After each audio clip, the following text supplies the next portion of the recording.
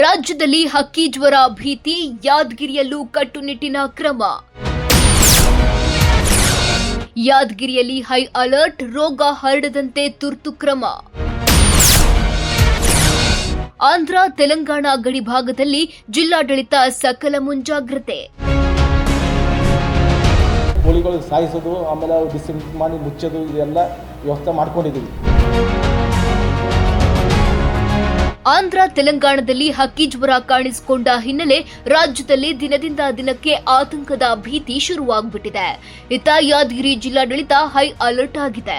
ಹಕ್ಕಿ ಜ್ವರ ನಿಯಂತ್ರಣಕ್ಕೆ ಮುಂದಾದ ಯಾದಗಿರಿ ಜಿಲ್ಲಾಡಳಿತ ಸಕಲ ಕ್ರಮ ಕೈಗೊಂಡಿದೆ. ಈಗ ಮಹಾರಾಷ್ಟ್ರ ಮತ್ತು ತೆಲಂಗಾಣದಲ್ಲಿ ನಮ್ಮದು ಕೋಳಿ ಸಹಿತ ಜ್ವರ ಹುಡಬೇಕಾಗಿದೆ. ಅದರದಾಗಿ ನಾವು ಮುಂಜಾಗ್ರತೆ ಕ್ರಮಕ್ಕಾಗಿ ನಮ್ಮ ಮಾನ್ಯ ಜಿಲ್ಲಾಧಿಕಾರಿಯವರನ್ನು ಅನುಮೋದನೆ ಪಡೆದು 3 ಕಡೆ ನಾವು ಚೆಕ್ ಪೋಸ್ಟ್ ಮಾಡ್ತಾ ಇದ್ದೀವಿ. ಒಂದು ಕಂಟಿಮರಿ, ಆಮೇಲೆ 2ನೇದು ಪುಟ್ಪಾಕ್, 3ನೇದು ಕಡಿಚೂರಲ್ಲಿ 24/7 ಅಂದರೆ 88 ಅವರ್ಸ್ ಡ್ಯೂಟಿ ಇಬ್ಬರಿಗೆ. ತೆಲಂಗಾಣ ಬಾರ್ಡರ್ ಬರೋದೇ ಗುರುಮಿಟಿಕಲ್ ತಾಲೂಕು, ಕಡಿಚೂರು, ಪುಟ್ಪಾಕ್ ಮತ್ತು ಕಂಟಿಮರಿ ತಾಂಡದಲ್ಲಿ ಬರ್ತದೆ. ಆಮೇಲೆ ಇದು ಅಲ್ಲದೆ ನಾವು ರ್ಯಾಪಿಡ್ ರೆಸ್ಪಾನ್ಸ್ ಟೀಮ್ ಮಾಡಿದ್ದೀವಿ. ರ್ಯಾಪಿಡ್ ರೆಸ್ಪಾನ್ಸ್ ಟೀಮ್ ಅಂತಂದರೆ ಎಲ್ಲಿ ಹುಡಬೇಕಾಗ್ತದೆ 70%ಕ್ಕಿಂತ ಜಾಸ್ತಿ ಏನು ಸಾಯ್ತದೆ ಅಂಥ ಕಡೆ ನಮ್ಮ ಡಾಕ್ಟರ್ಸ್ ಅಂತ ಅವು ಅಂದರೆ ಕೋಳಿಗಳು ಸಾಯಿಸೋದು, ಆಮೇಲೆ ಡಿಸ್ಇನ್ಫೆಕ್ಟ್ ಮಾಡಿ ಮುಚ್ಚೋದು, ಇದೆಲ್ಲ ವ್ಯವಸ್ಥೆ ಮಾಡ್ಕೊಂಡಿದ್ದೀವಿ. ತೆಲಂಗಾಣ ಗಡಿಭಾಗದಲ್ಲಿ 3 ಚೆಕ್ ಪೋಸ್ಟ್ ಆರಂಭಿಸಲಾಗಿದೆ. ಕುಂಟಿಮರಿ, ಪುಟ್ಪಾಕ್ ಹಾಗೂ ಕಡಿಚೂರು ಗಡಿಭಾಗದಲ್ಲಿ 3 ಚೆಕ್ ಪೋಸ್ಟ್ ಓಪನ್ ಮಾಡಲಾಗಿದೆ. ಇದಿಷ್ಟೇ ಅಲ್ಲದೆ ಯಾದಗಿರಿ ಜಿಲ್ಲೆಗೆ ತೆಲಂಗಾಣದಿಂದ ಬರುವ ಕೋಳಿಗಳನ್ನ ಪರೀಕ್ಷೆ ಮಾಡಲಾಗ್ತಿದೆ. ಇನ್ನು ಚೆಕ್ ಪೋಸ್ಟ್ನಲ್ಲಿ ಅಧಿಕಾರಿಗಳು ಕಾರ್ಯನಿರತರಾಗಿದ್ದಾರೆ. ಇದು ಒಂದು ಸಾಂಕ್ರಾಮಿಕ ರೋಗ. ಇದು ಬಂತಂದರೆ 70% ಮಾರ್ಟಾಲಿಟಿ ಇರ್ತದೆ. ಅಂದರೆ ಒಂದು ಕೋಳಿಗೆ ಬಂತಂದರೆ 70% ಕೋಳಿಗಳು ಸಾಯ್ತವೆ.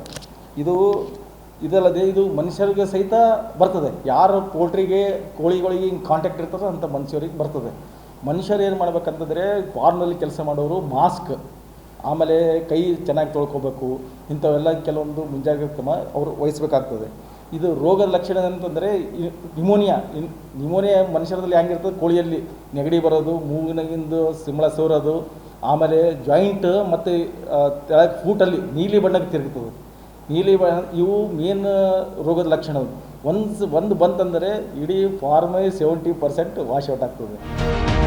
ಆರೋಗ್ಯವಂತಹ ಕೋಳಿಗಳಿಗೆ ಮಾತ್ರ ಜಿಲ್ಲೆ ಪ್ರವೇಶಕ್ಕೆ ಅವಕಾಶ ನೀಡಲಾಗ್ತಿದೆ. ಹಾಗಂತ ಯಾದಗಿರಿ ಜಿಲ್ಲೆಯಲ್ಲಿ ಕೋಳಿ ಫಾರಂಗಳೇ ಇಲ್ವಾ ಅನ್ನೋ ಪ್ರಶ್ನೆ ನಿಮ್ದಾಗಿರಬಹುದು. ಹಾಗೇನಿಲ್ಲ ವೀಕ್ಷಕರೇ, ಕೇವಲ 2 ಕೋಳಿ ಫಾರಂಗಳು ಇಲ್ಲಿವೆ. ಖುದ್ದು ಕೋಳಿ ಫಾರಂಗೆ ಪಶುಪಾಲನಾ ಮತ್ತು ಪಶು ವೈದ್ಯಕೀಯ ಇಲಾಖೆ ಅಧಿಕಾರಿಗಳು ಭೇಟಿ ನೀಡಿ ಪರಿಶೀಲನೆ ನಡೆಸುತ್ತಿದ್ದಾರೆ.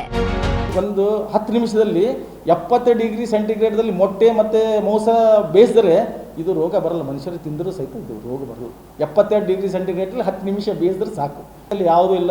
ನಮ್ಮಲ್ಲಿ ನಮ್ಮ ಯಾದಗಿರಿ ಜಿಲ್ಲೆಯಲ್ಲಿ ದೊಡ್ಡ ಫಾರ್ಮ್ಸ್ ಯಾವೂ ಇಲ್ಲ. 50,000, 60,000, 70,000 ಕೋಳಿ ಯಾವೂ ಇಲ್ಲ.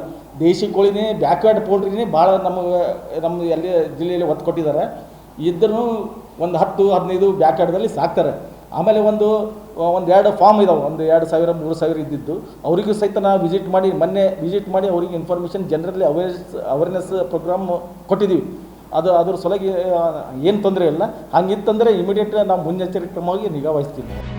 ಅಧಿಕಾರಿಗಳು ಹೇಳುವ ಹಾಗೆ ಎಲ್ಲ ಹಕ್ಕಿಗಳಿಗೆ ಬರುವ ಸಾಂಕ್ರಾಮಿಕ ರೋಗವಾಗಿದೆಯಂತೆ. ಹಕ್ಕಿ ಜ್ವರ ಕಾಣಿಸಿಕೊಂಡ್ರೆ ತಂಡವು ಕೋಳಿಗಳನ್ನ ಸಾಯಿಸಲಾಗ್ತಿದೆ.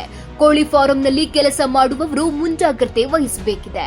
ಹಾಗಂತ ಆರೋಗ್ಯವಂತಹ ಕೋಳಿಗಳು ಮಾರಾಟಕ್ಕೆ ಯಾವುದೇ ಸಮಸ್ಯೆ ಇಲ್ಲ ಅನ್ನೋದನ್ನ ಗಮನಿಸಬಹುದು.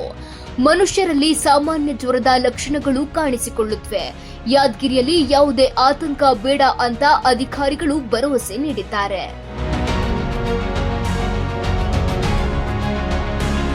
ನ್ಯೂಸ್ 24 ಭಾರತ್, ಯಾದಗಿರಿ.